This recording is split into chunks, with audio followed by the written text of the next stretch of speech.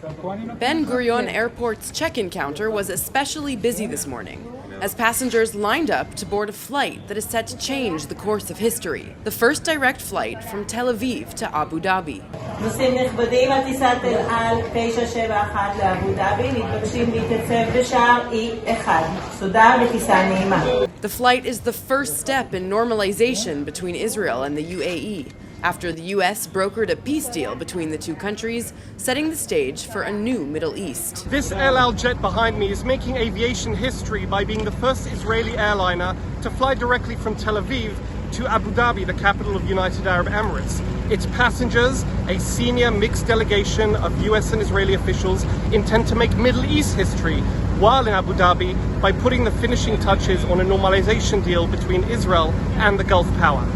Among the delegation of U.S. officials is son-in-law and senior advisor to President Trump, Jared Kushner. While this is a historic flight, we hope that this will start an even more historic journey for the Middle East and beyond.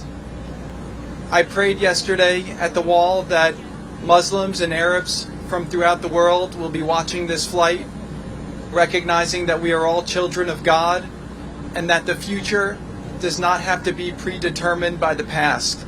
He landed in Israel on Sunday, managing to carry out meetings and visits to holy sites ahead of the flight. Kushner staging a press photo op at the Western Wall in Jerusalem's Old City. Holding significant importance and history for Muslims and Jews, Jerusalem has become a divisive issue in the Middle East peace process and still divides Israelis and Palestinians. The Israeli Prime Minister saying in a press conference on Sunday that Middle East peace no longer needs to include the Palestinians. If we have to wait for the Palestinians, we would have to wait forever. Well, no longer. Two things have changed that.